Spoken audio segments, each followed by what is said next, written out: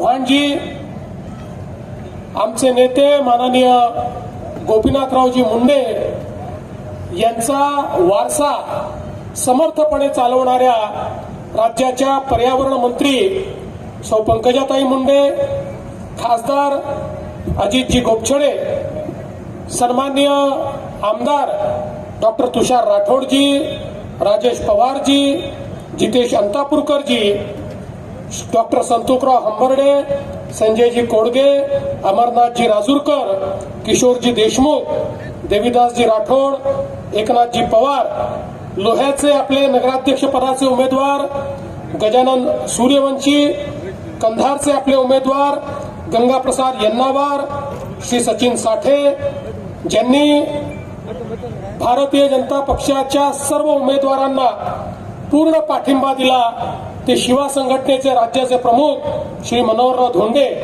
Doctor Madhav Patil उच्चेकर, Shri Kalyan Suryavanshi, चित्रलेखाताई गोरे, चंद्रसेन पाटील, खेरबा सावकार बिडवई, बालाजी पंडागळे, लक्ष्मणराव थक्करवाड, विजयजी धोंडगे, माणिकराव लोहगावे, बाळूभाऊ खोमणे, मंचावर उपस्थित सर्व मान्यवर आणि या ठिकाणी उपस्थित माझ्या सर्व माता भगिनी आणि बंधूंनो, आज मला अतिशय आनंद आहे की लोहा कंधार या नगरपालिकांच्या प्रचाराच्या निमित्ताने मी आपल्यामध्ये या ठिकाणी उपस्थित आहे.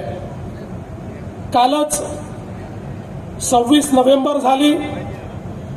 26 नोव्हेंबर म्हणजे आपल्या संविधान दिन.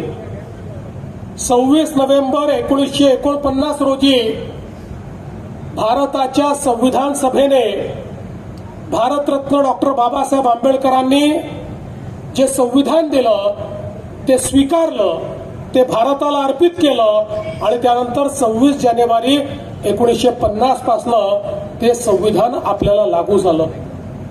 हा संविधान हे आपलं संविधान आणि हा संविधान दिवस याकरता महत्वाचा आहे की आज जी निवडणुकीची प्रक्रिया आपण करतोय, ज्या लोकशाहीमध्ये आपण जगतोय, ज्या लोकशाहीने आपल्याला मताचा अधिकार दिला, तो अधिकार भारतरत्न डॉक्टर बाबासाहेब आंबेडकरांच्या संविधानामुळे आपल्याला मिळालेला आहे. आणि या संविधानाने या देशामध्ये लोकशाहीच्या माध्यमातून समता आणली. या देशामध्ये टाटा आणि बिर्लालाही एकाच मताचा अधिकार ठेवला आणि गरीबातल्या गरीब माणसालाही एकाच मताचा अधिकार ठेवला आणि या लोकशाहीमध्ये सर्वांना समानतेवर आणण्याचं काम या लोकशाहीच्या माध्यमातून झालं. एक काळ असा होता, या देशाचा राजा हा राणीच्या पोटी जन्माला यायचा. राणीच्या पोटी जन्माला येणारा देशामध्ये राज्य करायचा.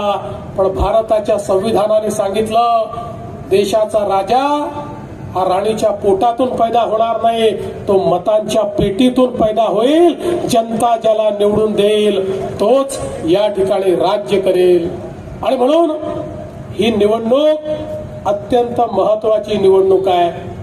देशाची लोकसभा, राज्याची विधानसभा, तशीच आपल्या शहराची नगरपालिका, नगर परिषद, नगरपंचायत ही तेवढीच महत्वाची आहे. आणि सगळ्यात महत्वाचं जर काही असेल तर अनेक वर्ष आपल्या देशामध्ये सरकार आली, सरकार गेली, पण कोणत्याही सरकारने शहरांकडे लक्ष दिलं नाही. आपण नेहमी असं समजायचो आणि ते योग्य आहे की भारत गावांमध्ये राहतो आणि म्हणून गावांकडे लक्ष दिलं पाहिजे. पण गावांकडे लक्ष दिलं पाहिजे याचा अर्थ शहरांकडे दुर्लक्ष केलं पाहिजे असं नाही. वर्षानुवर्ष आपण शहरांकडे दुर्लक्ष केलं आणि परिणाम काय झाला? अन्न, वस्त्र, निवारा, शिक्षण, आरोग्य, रोजगाराकरता सामान्य माणूस शहरामध्ये आला, पण शहराचं नियोजन नसल्यामुळे त्याला राहायला जागा नव्हती, अतिक्रमण झाली, झोपडपट्ट्या बसल्या, त्याच्याकरता पिण्याचं पाणी नाही, त्या ठिकाणी सांडपाण्याची व्यवस्था नाही, सगळीकडे गटारीचं पाणी आपल्याला पाहायला मिळत आहे, नाल्या आपल्याला पाहायला मिळत आहेत. त्या नाल्यातनं वाहणाऱ्या त्या मैल्यामुळे डास झाले आहेत, रोग झाले आहेत. त्यातनं आपली जमीन खराब होताना आपल्याला पाहायला मिळते, प्रदूषण वाढताना आपल्याला पाहायला मिळत आहे, घनकचऱ्याच्या थप्प्या लागलेल्या आपल्याला पाहायला मिळतात. कारण सरकारने कधीच शहरांचं नियोजन केलं नाही. पण 2014 साली या देशामध्ये प्रधानमंत्री मोदीजींचं राज्य आल्यानंतर मोदीजींनी सांगितलं, गाव तर महत्वाचं आहेच, पण शहरही तेवढंच महत्वाचं आहे. देशाचा 65% GDP हा शहरांमध्ये तयार होतो. शिक्षण, आरोग्य, रोजगार याची निर्मिती शहरांमध्ये होते. त्यामुळे लोक शहरात राहतात. त्या शहरात राहणाऱ्या लोकांना मूलभूत सोयी दिल्या पाहिजेत, ही पण सरकारचीच जबाबदारी आहे. आणि म्हणून या देशात पहिल्यांदा लाखो कोटी रुपये शहर विकासाकरता माननीय प्रधानमंत्री मोदींनी उपलब्ध करून दिले. वेगवेगळ्या योजना आणल्या. अटल अमृत सारखी योजना आणली. या अटल अमृत योजनेतनं एकट्या महाराष्ट्राला मोदीजींनी 50,000 कोटी रुपये उपलब्ध करून दिले. आज महाराष्ट्राचा विचार केला तर महाराष्ट्राची 6.5 कोटी जनता 40,000 गावांमध्ये राहते आणि तेवढीच 6.5 कोटी जनता लोहा कंधार सारख्या 400 शहरांमध्ये राहते. या 400 शहरांमध्ये मूलभूत सोयी करणं गरजेचं आहे. आणि म्हणून मोदीजींच्या नेतृत्वामध्ये आज वेगवेगळे मिशन आपण सुरू केलेले आहेत. प्रत्येक शहरामध्ये मुबलक पिण्याचं पाणी आलं पाहिजे, त्याकरता पिण्याच्या पाण्याच्या योजना आपण तयार करतो. शेकडो कोटी रुपये त्याच्याकरता आपण देतो. प्रत्येक शहरामध्ये भुयारी गटाराची योजना असली पाहिजे.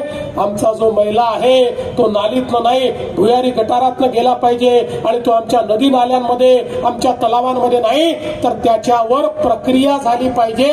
त्यातलं खत तयार झालं पाहिजे, त्यातलं पाणी स्वच्छ झालं पाहिजे आणि फक्त स्वच्छ पाणी हे नदी नाल्यांमध्ये केलं पाहिजे. याकरता STPच्या योजना या ठिकाणी मोदीजींच्या माध्यमातून आणि आपल्या राज्य सरकारच्या माध्यमातून आम्ही सुरू केल्या. घनकचऱ्याचं व्यवस्थापन झालं पाहिजे.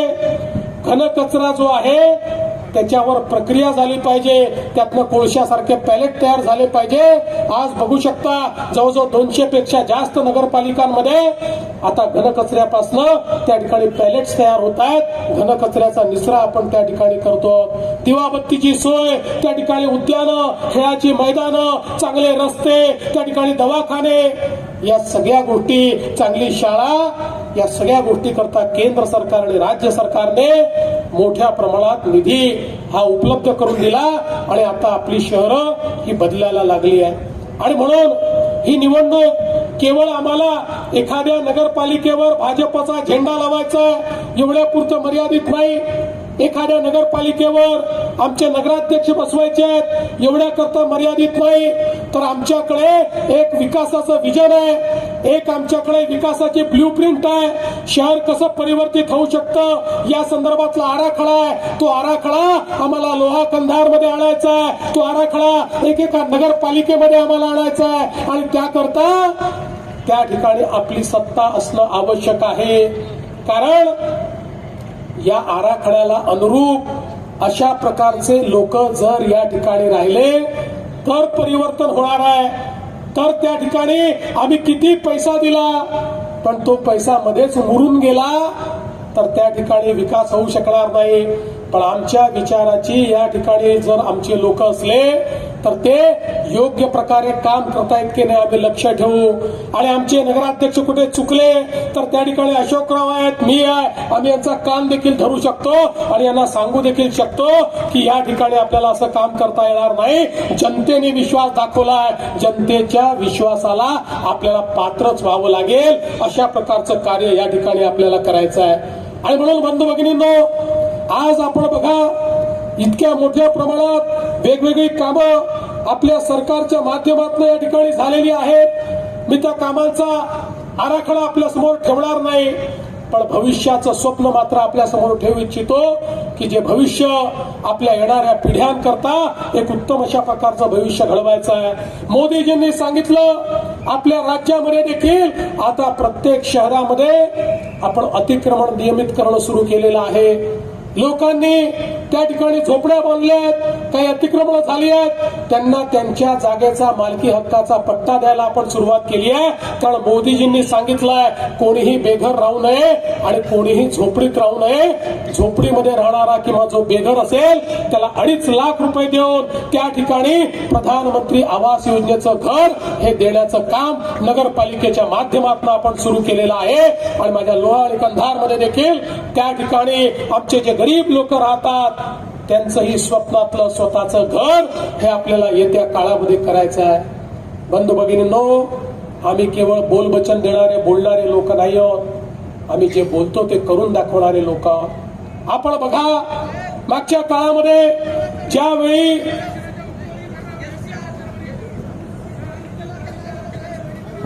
कशाचं वर्गीकरण करणार आहे अंतिम टप्प्यात आहे. काळजी करू नये. राहू दे त्यांचा प्रश्न बरोबर आहे. राहू दे प्रश्न बरोबर आहे त्याचा बाबा. करणार वर्गीकरण करणार आहे. त्या संदर्भात न्यायमूर्तींचा रिपोर्ट पुढच्या महिन्यात येणार आहे. मग आपण ते करणार आहोत.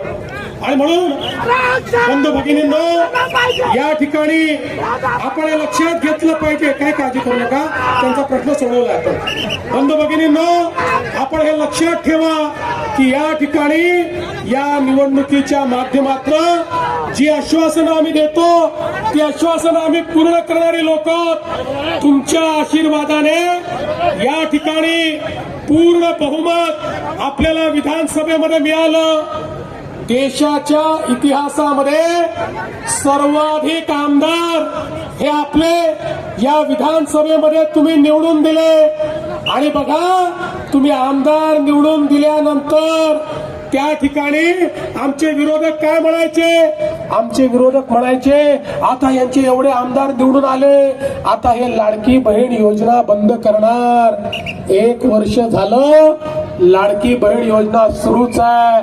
आणि माझ्या बहिणींना सांगतो, जोपर्यंत तुमचा देवा भाऊ मुख्यमंत्री आहे तोपर्यंत लाडकी बहीण योजना कोणी बंद करू शकत नाही. आणि आता केवळ लाडकी बहीण योजनेपुरतं मर्यादित राहायचं नाही आहे. आपल्याला आता लखपती दिदीचा कार्यक्रम राबवायचा आहे. या ठिकाणी मी सूर्यवंशीजी आपल्याला आणि गंगाप्रसादजी आपल्याला दोघांनाही सांगतो, ही जनता तुम्हाला निवडून देणार आहे. पण निवडून आल्यानंतर माझ्या सगळ्या लाडक्या बहिणींना लखपती दिदी बनवण्याचं काम हे तुमच्यावर आम्ही सोपवून जातो. तुम्हाला त्या ठिकाणी माझ्या लाडक्या बहिणींना लखपती दिदी करायचं आहे. बंधू भगिनींनो, आपण शेतकऱ्यांना मोफत वीज देण्याचा निर्णय घेतला, तोही आज आपला चाललेला आहे. जे काही आपण निर्णय करतो त्याच्यापासून कधीच मागे आपण हटत नाही. आपल्याला माहिती आहे, आपण प्रत्येक नागरिकाला 5 लाखापर्यंत महात्मा फुले जनआरोग्य योजनेच्या माध्यमातून मोफत उपचार देण्याचा निर्णय घेतला. आणि हा निर्णय घेतल्यानंतर काही लोक आमच्याकडे आले, म्हणाले साहेब चांगला निर्णय, 1300 आजारावर तुम्ही उपचार करताय, पण 1300 आजार पुरेसे नाही आहेत. अनेक आजार असे आहेत की जे तुमच्या यादीत नाही. त्याचं ऑपरेशन आम्हाला करावं लागलं तर लाखो रुपये आम्हाला खर्च करावे लागतात. गरीब मध्यमवर्गीयांनी ते पैसे आणायचे कुठनं? आम्ही नव्याने पूर्ण रिसर्च केला आणि रिसर्च करून आता 1300 नाही 2400 आजारांकरता तुम्हाला मोफत इलाज हा राज्य सरकारच्या माध्यमातून देण्याचा निर्णय आम्ही घेतला.